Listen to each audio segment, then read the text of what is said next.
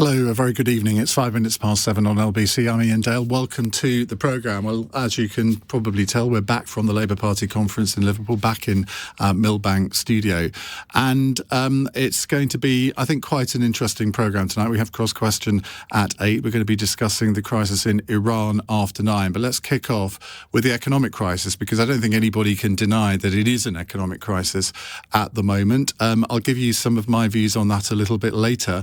But let's get straight into it, because I have with me in the studio the Financial Secretary to the Treasury, Conservative MP for Arundel and South Downs, Andrew Griffith. Andrew, welcome to the programme. Very good evening, and thanks for sparing the time for this. What can you say to pacify the markets, to calm the frenzy that there is throughout the City of London at the moment in the financial markets? Look, obviously it's difficult times in the market, and that's not unique to the UK. That's something that we see in most of the developed world, as the long-term shock effects of Putin's war in Ukraine filter through, and we've seen that particularly on energy. So I think what the market is looking for is the bank to do exactly what it's done today, which is to make a timely and targeted intervention to ensure orderly financial markets, which is the job of the bank.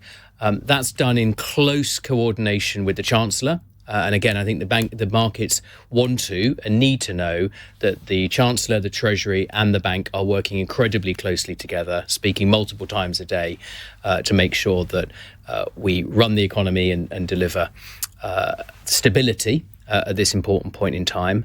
And then I think they need to step back a little bit and understand what the government's trying to achieve with the growth plan. And if you recall, it feels a long time ago, I know, but if you recall, what we announced on Friday was, first of all, to deal with the pressure that households, that your listeners right now are feeling on energy. And if we hadn't taken that action on energy to freeze people's prices throughout this winter and extend that to business, then we'd be having a very different conversation, I think, about what happened on Friday, was felt. it? You introduced measures on Friday which the markets weren't expecting. As Margaret Thatcher once said, you can't buck the markets. The markets have, I mean, you might say they've panicked, but they might say they've reacted in the way that any market would in these circumstances, because you've spooked them.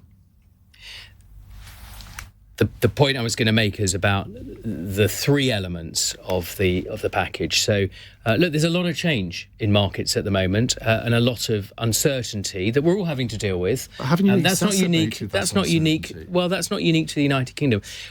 Coming forward with that energy package was the first part of dealing with that uncertainty, because going into Friday, you'll remember there was a profound uncertainty about the impact of energy prices that we've now capped, and the impact on business. And if we hadn't done that, you and I would be having a very different conversation. The second thing, once you cast that forward, is how are we going to grow the economy? I mean, ultimately, how are we going to keep people in jobs and how they're going to be able to have the wherewithal to maintain the standard of living and the high-quality public services that we all seek. And the third part of that, which we'll hear more over the coming days and weeks, was about what they call the supply-side revolution, which is really about dealing with something that we all know, which is it just takes too long to get things done. People will be stuck in traffic jams on their way home, wondering why that bypass isn't being built, wondering why it is so hard to get childcare in this country. And there's a whole package under that growth plan of supply-side reform. So those are the three elements. Of course, there's a lot here for markets to be dealing with because of the uncertainty in other domains. The government today, working very closely with the Bank of England, who made the ultimate decisions, as is their right, have made an intervention to help one small aspect of the market. But overall, the most important thing is to understand the elements of that growth plan. It's very early days in this government. Some of the detail of that will be coming through in the coming weeks. And the most important thing is that everybody can have confidence in the economy, and I accept that will take time to come through. That's the problem, isn't it? In that the markets have lost confidence in your economic approach because you surprised them on Friday with the number of measures and some of the actual measures themselves.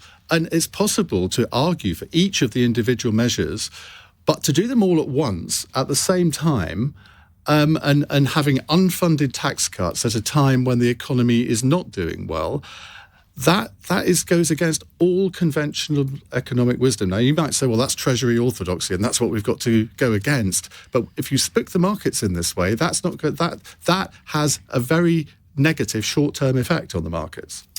I wouldn't say that's Treasury orthodoxy. What I would say, Ian, is that we had an imperative to act. And it's important people understand that people turn on their winter central heating on the 1st of October, this Saturday.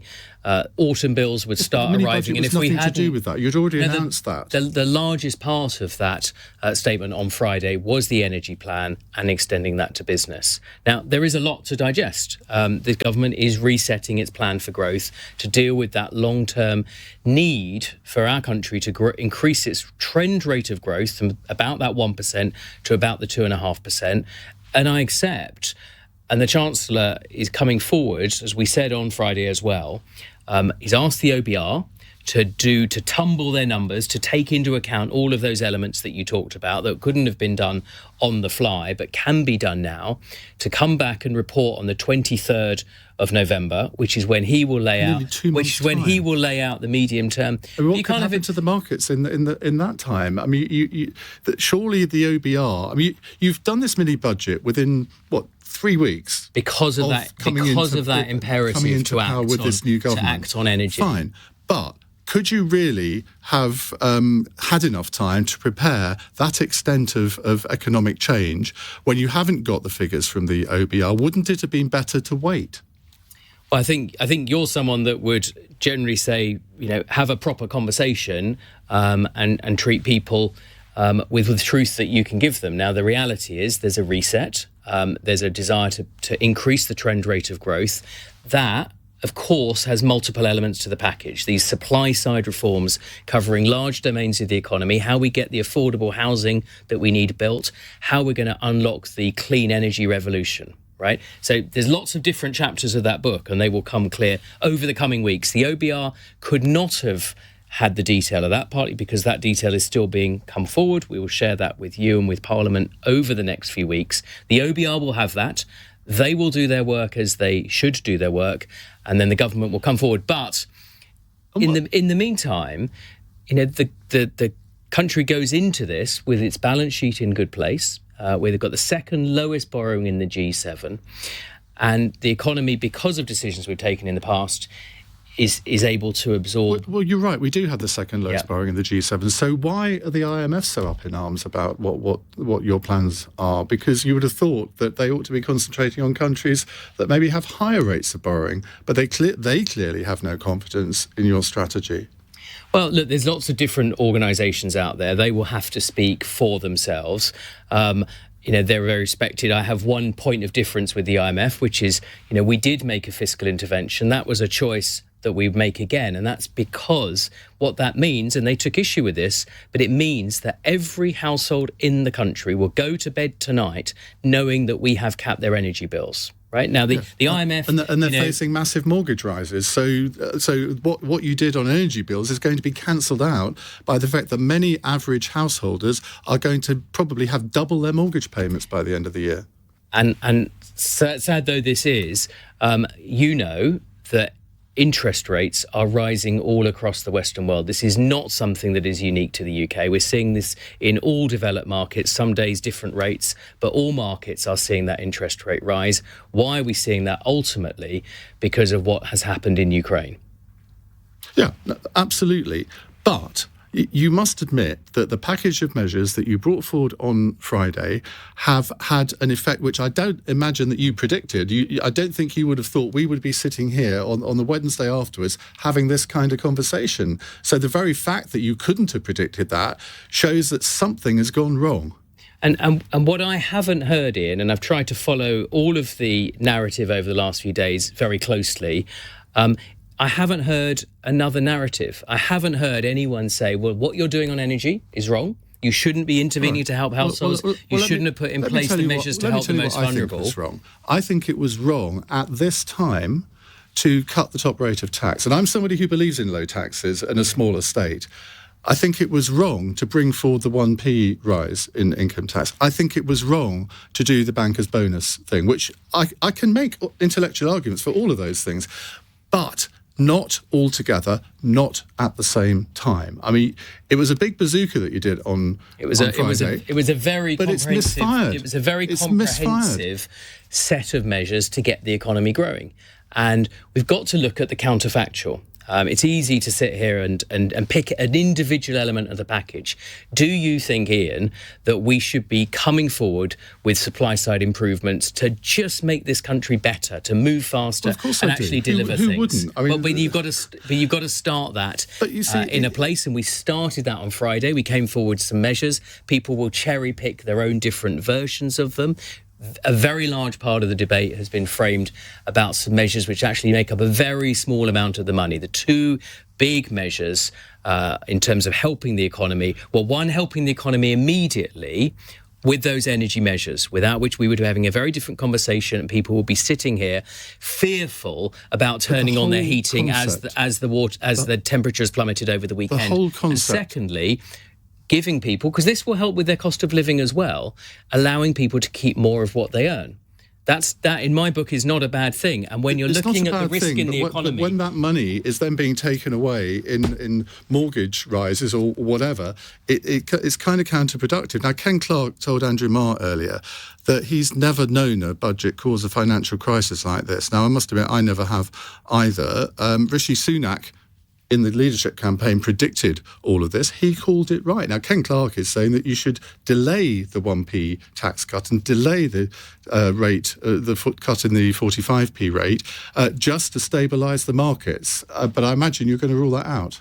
Well, the cut in the 45p rate is less than 1/20th of the amount that was included in the statement on Friday. So I just don't think we should allow that debate to be defined at the extremity. And what I think people like Ken and others should answer is, are they saying that they would not be proceeding with the energy package, which is the largest fiscal part of that?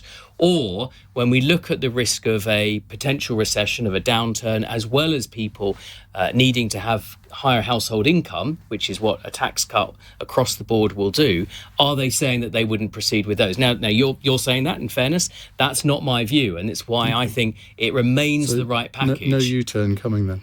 From me, I've not heard any arguments against the fundamentals of trying to shore up demand in the economy and protecting people from the worst of energy price One final increases. question, because I know I've gone slightly over the time. Where's the Chancellor? Where's the Prime Minister? Because surely they're the one. I mean, it's great working incredibly hard and incredibly why closely. Why aren't they saying something incredibly closely with the Bank of England? Need to pacify the market, aren't they? Well, everything that I'm saying to you, Ian, and I was very happy to come on even at short notice, is exactly what the Chancellor was saying when he and I met business leaders and leaders of financial institutions earlier today, and they were enormously reassured to hear that he's working closely with the Bank of England, that there was a high degree of coordination about the action that the Bank of England took today, and that's exactly true of our Prime Minister. Well, I'm very grateful to you for spending the time. I know you've got some important meetings to go to, so we'll let you go. We'll come to your calls in a moment, 18 minutes past 7.